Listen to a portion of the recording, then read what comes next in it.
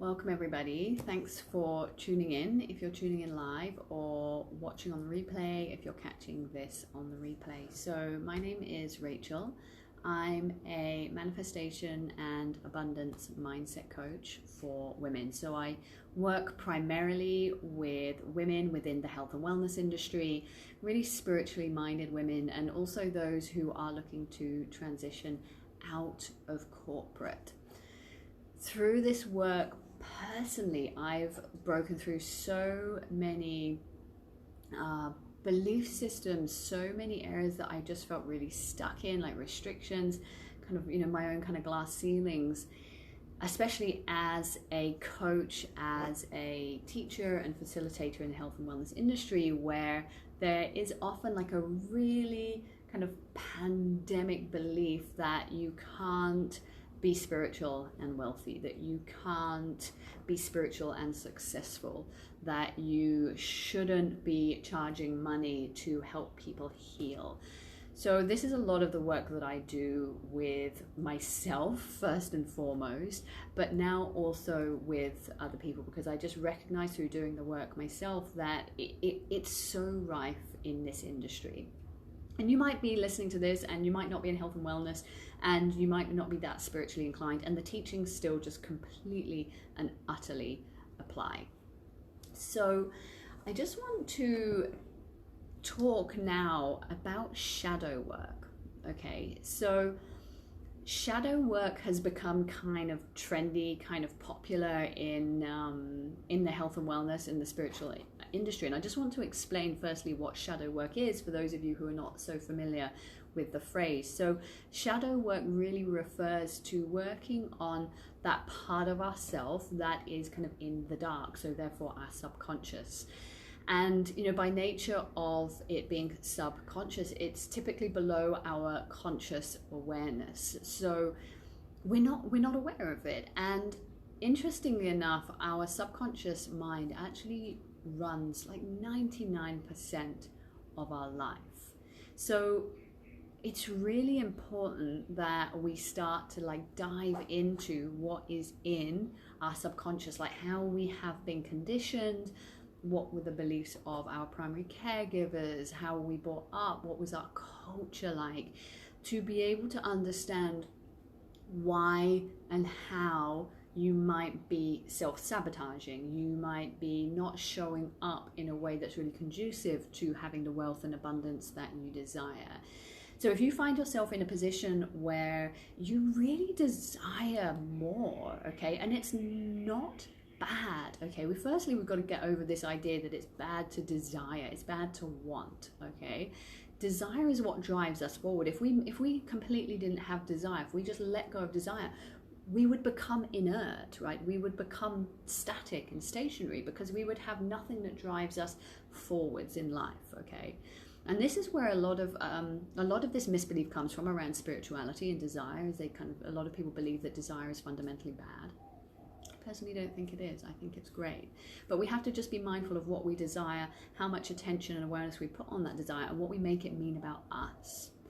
So going into our shadows, okay, so pretty much all of our belief system was formed before the age of 7 years old. So whoever really influenced you over that time will have really influenced you. Like, you will more than likely have gathered, collected, accumulated their belief system and their sort of thought processing and their the conditioning. So it could be your, the culture you were brought up in. It could be your parents. It will be your primary caregivers. It's whoever you were really around a lot over that time. So just a little bit about the kind of the sort of the psychology of it. There's a part of our brain called the reticular activation service. And this part of our brain is, once we are sort of post the age of about 7, it's like this little gatekeeper in our head. And it is the discerning gatekeeper between our sort of conscious mind and our subconscious mind, meaning that when somebody tells you something, you have that ability to discern whether you want to take that on board or not. So let's say somebody says to you, you're ugly or you're beautiful.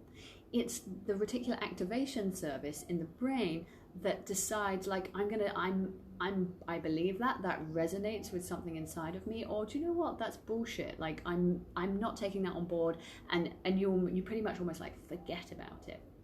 So that's the sort of discerning part of our brain. So up until the age of 7, that part of our brain is not in full function. It starts to kind of be created like throughout our childhood lives, okay? And then as we kind of get past the age of 7, it becomes more imprinted. So you know, those of you that have been around sort of young children will have had that experience of being able to tell like a 3-year-old or a 4-year-old, for example, that Father Christmas exists, or the Easter Bunny exists, or the Tooth Fairy exists. And typically, unless they've perhaps got an older sibling who's already told them that it doesn't, they'll be like, yeah, okay, and you tell them anything, and it's true, okay? They just go straight in, because the ability of the conscious mind at that age is very, very limited, okay? So there isn't really this filter system between conscious and subconscious. As a child gets older, so again, those of you that have been around children, you will have experienced, like, as kids kind of get to sort of 5, 6, 7 years old, is when they start to question those things that they've been told, like, you know, mom or dad, like, does Father Christmas really exist? Does the Easter Bunny really exist? Does the Tooth Fairy really exist, right? And this is the reticular activation, okay? This is their ability to discern, to decide now what they want to go into their subconscious and what they want not to go into their subconscious mind. Okay, so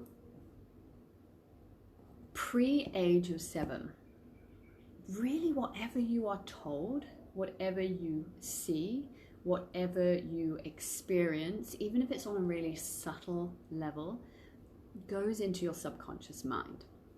And think about it, your life is run 99% by your subconscious mind. Your subconscious mind was imprinted by somebody else before the age of 7. So what does that mean? That means that you might think that you're autonomous. You might think that you are a free thinker. You might think that you live life on your own terms.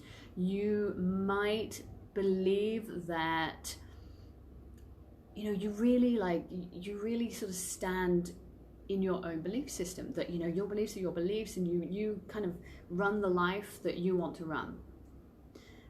Now, unless you've done subconscious work, unless you've actually dived into your subconscious patterning, looked at who imprinted the beliefs that you have, then your life is run essentially by somebody else, right? It's run by the beliefs of your ancestors, and it may not even be your parents' belief, right? Because just think, their subconscious mind was also programmed before the age of 7, and so were their parents, and so were their parents, and so were their parents. So unless somebody along this lineage has basically woken up and gone, I'm not sure that this belief system or this way of doing things or this habit or this pattern is serving me, then, you know, we're functioning typically from generations of belief systems that are not ours, and oftentimes really don't serve us. So here's the thing, there can be, obviously, like, beliefs can serve us. There could be some beliefs that you've received from your primary caregivers, from your culture, that work for you, that you hold, and it's like, yeah, that's totally me, you know. And there will be, for most of us, there'll be some that are actually really supportive and some that are really positive, and there'll be some that are not.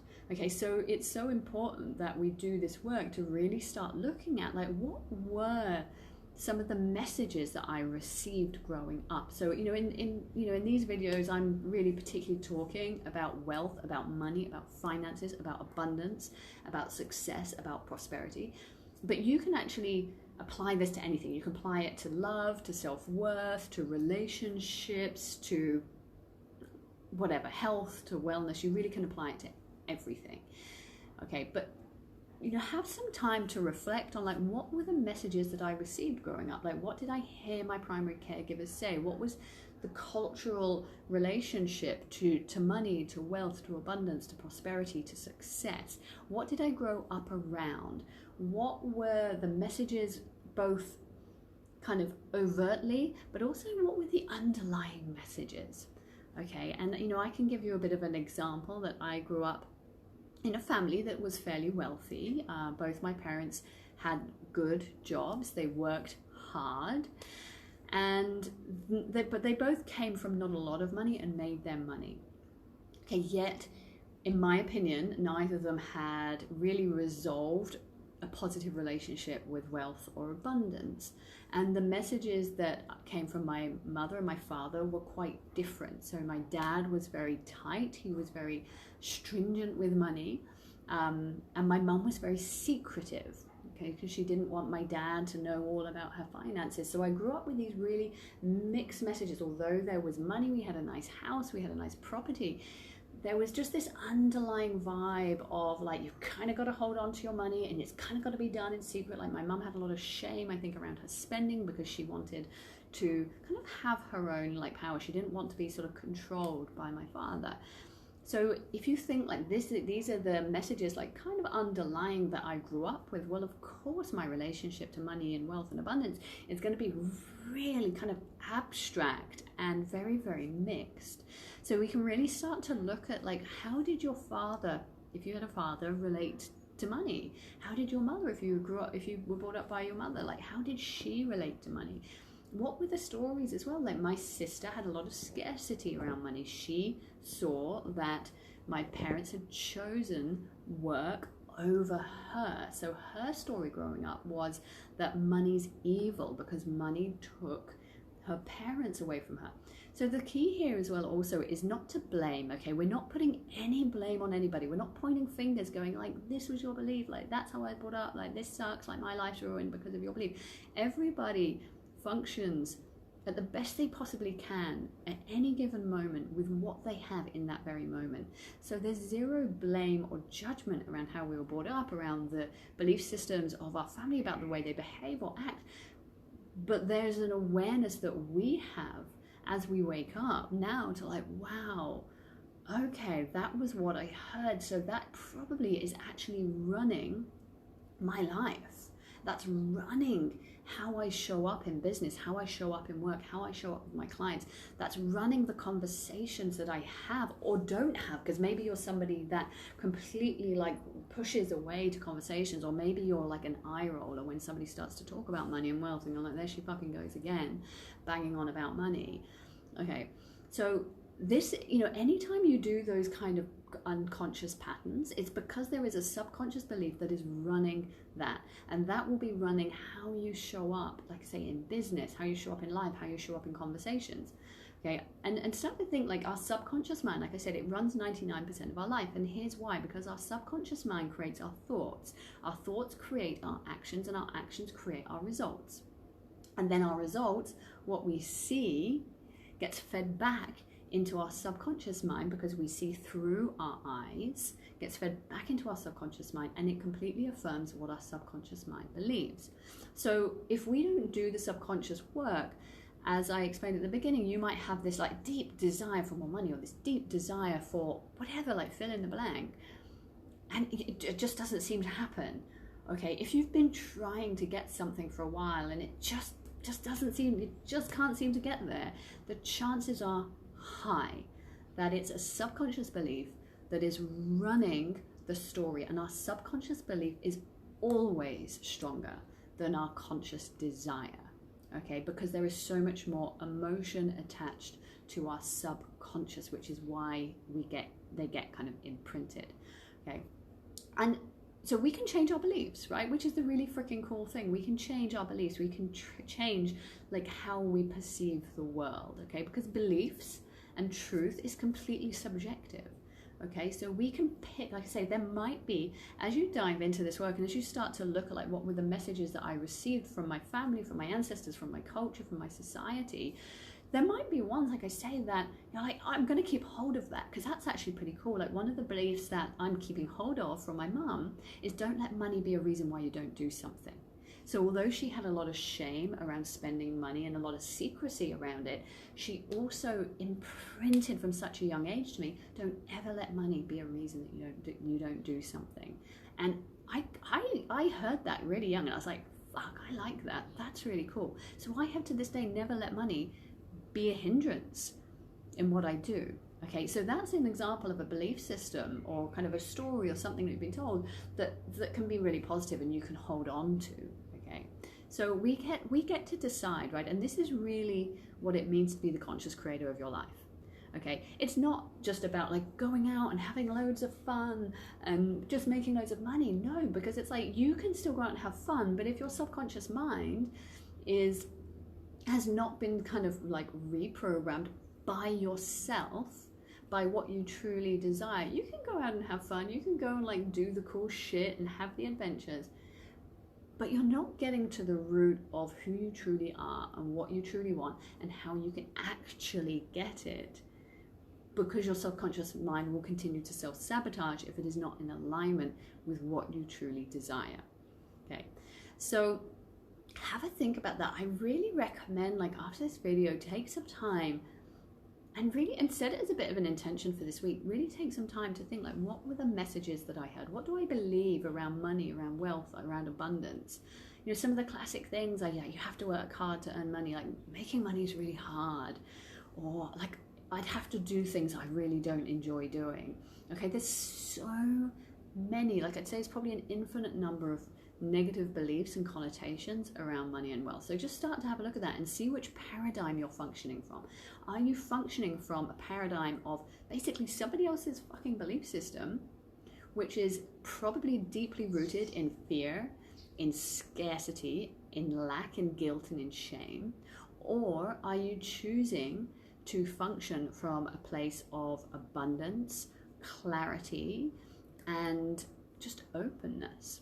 So have a ponder, let me know. So this is a lot of the work that I do with clients. Like I say, it's not just about the like law of attraction and doing all the fun stuff, which is obviously a really awesome part of manifestation and abundance, but it's a lot about this subconscious work. So I dive quite deeply into subconscious work with my clients, and you know, it's super transformative. I mean, I've had some immense breakthroughs through doing this work. So if you're interested to dive into this further, let me know. Send me a message. I've got a 6-week program launching mid-October where we will be diving deeply into shadow work. We'll be diving deeply into kind of clarity, like how to truly know what it is that you want, how to deeply connect into your intuition, to recognize intuitive thought over anxiety thought. And then also like how to raise our vibration. How do we actually get to that point where we can call in exactly what it is that we want without working ourselves to the fucking bone, okay, which is a really old paradigm and an old way of working. So if you want to know more about this, send me a message. Spots are limited and there's an early bird discount until the end of September.